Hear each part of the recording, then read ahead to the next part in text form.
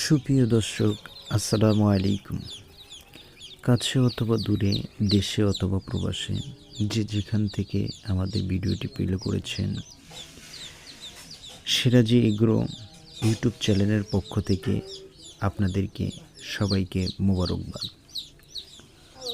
স্ক্রিনে দেওয়া যে বাচ্চাগুলোর ছবি আপনারা দেখতে পাচ্ছেন, এই ভিডিওটির মাঝে আজকে বলবো শীতে, প্রচণ্ড শীতে কিভাবে টাইগার মুরগির বাচ্চা পালন করবেন।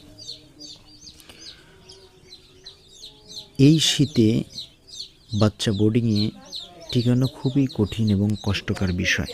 দেখা যায় যে বাচ্চা বোর্ডিংয়ে দিলে পারেই নানা ধরনের দেখা যায় অনেক বাচ্চা কেটে যায় এবং একটার উপরে আর একটা দারুণভাবে ভর করে। সুতরাং এ থেকে কিভাবে বাঁচা যায়, আসুন সেজন্যই আজকের এই ভিডিওটা।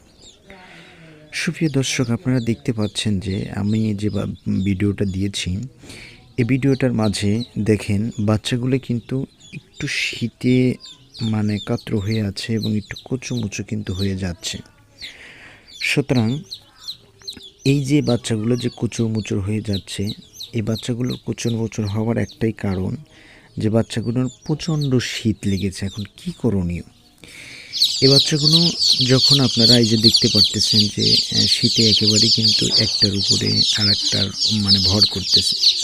তো এভাবে যদি ভর যদি করতেই থাকে তাহলে কিন্তু দেখা যায় কিছু সময় পর গিয়ে কিন্তু আপনার অনেক বাচ্চা কিন্তু মারা যেতে পারে। সুতরাং এই শীতে কিভাবে বাচ্চা আমরা বোর্ডিংয়ে দেব? সুতরাং সর্বপ্রথম আপনি বোর্ডিংয়ে দিয়ে ওখানে আপনার যে বোর্ডিং লাইটগুলো আছে, এই লাইটগুলো বাল্বগুলো একেবারেই নিচে নামিয়ে দেবেন। দেখেন যে খোঁচাখুচি করতেছে, এখন কিন্তু কাতর জড়ো হয়ে যাচ্ছে।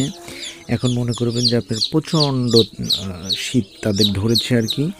আর দেখতে পাচ্ছেন যে বাচ্চাগুলো আপনার যখন ওই বাল্বটা বোধহয় অল্প হয়েছে, এই জন্য ওই দেখেন ওটা শীত লেগে গিয়েছে। সুতরাং ওই বাল্বটা একটু নিচে নেমে দিবেন, বোটারটা একেবারে একটু নিচে নামা দিবেন। নিচে নামিয়ে দিয়ে দেখতে পারবেন যে হাত দিবেন, হাত দিয়ে দেখতে পারবেন কেমন তাপমাত্রা হয়েছে। যখন কিছুক্ষণ পর ওখানে থাকবেন, তাপমাত্রা দেওয়ার পরে আপনারা ওখান থেকে কিছুক্ষণ দেখবেন, দেখার পরে দেখতে পারেন যদিও সরাসরি না হয়, তাহলে যদি এরকম পরিস্থিতি হচ্ছে তাহলে আরও একটু বুটারটা নিচে নামিয়ে দেবেন। নিচে নামিয়ে দিলে কেমন হবে? তাহলে বাচ্চাটার যে তাপ লাগবে, এই তাপটা বাচ্চার এই মাথাটা শোষণ করে। কারণ মাথাটার মাঝে আছে আপনার একটু জিগরে ফেটে আছে, এইটা গলে যায়, আস্তে আস্তে গলবে, তখনই বাচ্চা সুরক্ষণ থাকবে এবং ভালো থাকবে। তো সুপ্রিয় দর্শক, আজকে আপনারা জানতে পারলেন যে কীভাবে বাচ্চা বোর্ডিং করলে শীতের দিনে একটা বাচ্চাও কাটবে না। তো যে যেখান থেকে আমার ভিডিওটি দেখতেছেন, আমার চ্যানেলটি সাবস্ক্রাইব এবং লাইক কমেন্ট করে শেয়ার করে আমাদের সাথেই থাকুন। ধন্যবাদ।